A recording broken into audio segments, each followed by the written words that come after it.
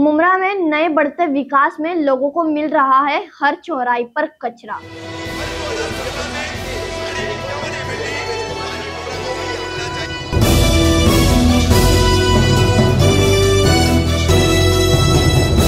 मैं उर्मिला कामदार हिंदुस्तानी रिपोर्टर में आपका स्वागत है। पिछले कुछ दिनों से मुमरा की सड़कों पर कचरा ऐसे फैल रहा है जैसे ट्रैफिक। शहर में हर गली, हर नुक्कड़, चाहे वो मित्तल मैदान हो, तनवर नगर हो या फिर बिलाल हॉस्पिटल के आसपास का इलाका, हर जगह से बदबू और गंदगी की खुशबू फैल रही है।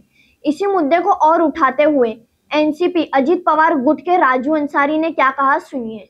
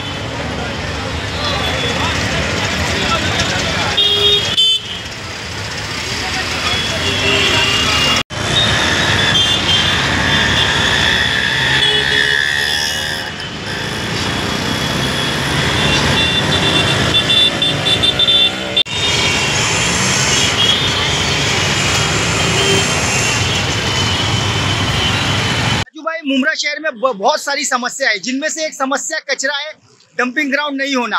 अब कुछ दिनों से देखा जा रहा है मुमरा की सड़कें जो है कचरों से लबालब भरी हुई है और सड़कों पर पूरा कचरा है। राजू भाई क्या कहना चाहेंगे?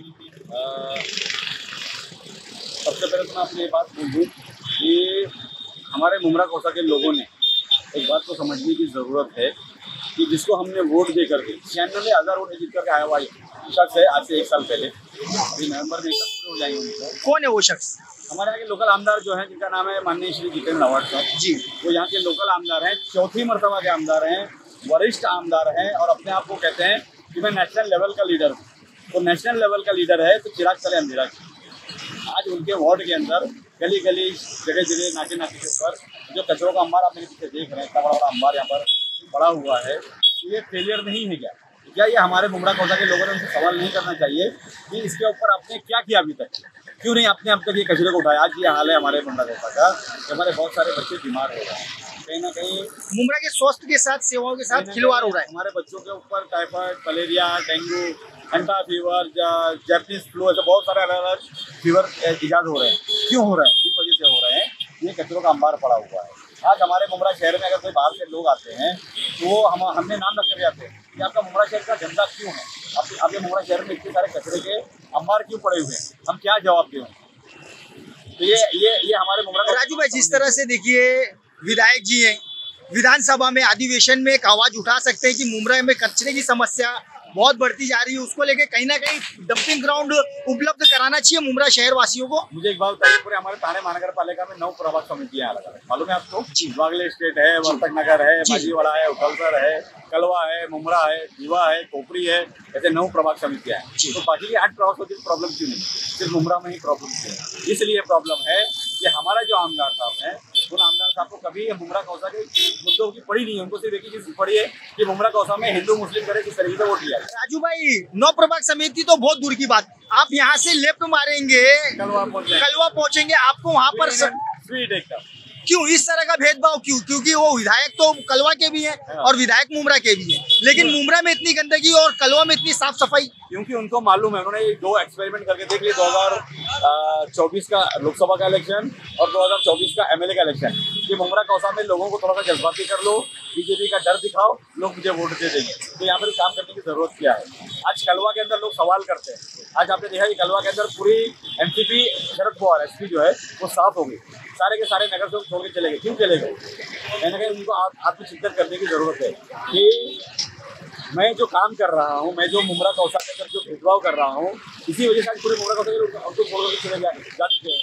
क्यों जा चुके हैं? इसी वजह से जा चुके हैं कि वो सिर्फ एक ही चीज़ करते हैं, मुमरा कौसा में जातिवाद क्रिएट करते हैं, हिंदू मुस्लिम करते हैं, वोट लेते हैं और घर पे आके बैठ जाते हैं। उन्हें फिक्र नहीं है कि मुमरा में हॉकर का मसला क्यों नहीं हल हो रहा है, ट्रैफिक का मसला क्यों नहीं हल हो रहा है, पानी का मसला क्यों नहीं हल हो रहा है, स्कूलों का मसला क्यों नहीं हल हो रहा है, हॉस्पिटल का मसला क्यों नहीं हल हो रहा है, ये कचरों का मसला क्यों नहीं हल हो रहा है, टोरेंट का मसला क्यों नहीं हल हो रहा है, क्यों नहीं हो रहा है? आपको मालूम है कचरे का टेंडर किसका है?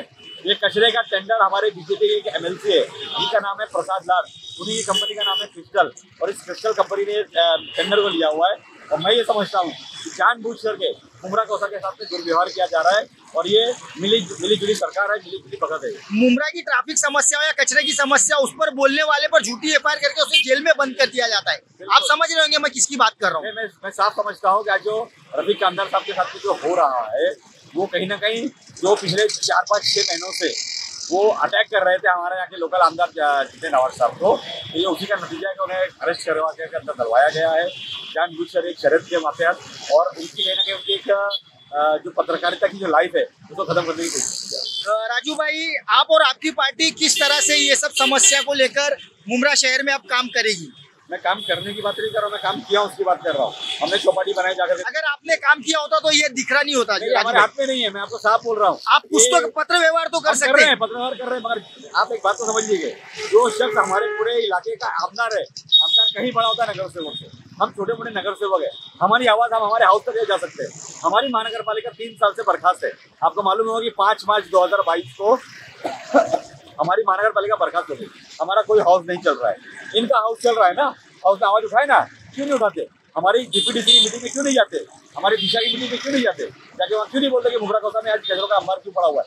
क्यों कचरा नहीं उठाते? वो काम करना नहीं चाहते। राजू भाई, आप भी मुमरा के एक आम नागरिक हो, आप बाद में पॉलिटिशियन हो, बाद में एक समाज सेवक हो, पहले आप यहाँ के नागरिक हो। आप एज ए नागरिक क्रिस्टल कंपनी पर किस तरह का हल्ला बोल करोगे? मंडे को हम लोगों ने इसके ऊपर मीटिंग ली है कमिश्नर साहब के साथ में। मैं चाहूंगा कि आप भी अपने पत्रकारों भाइयों को लेकर के, बंधुओं को लेकर के आप भी आएँ और देखें हम वहाँ पर किस तरीके से हमारा एहतजाज करते हैं।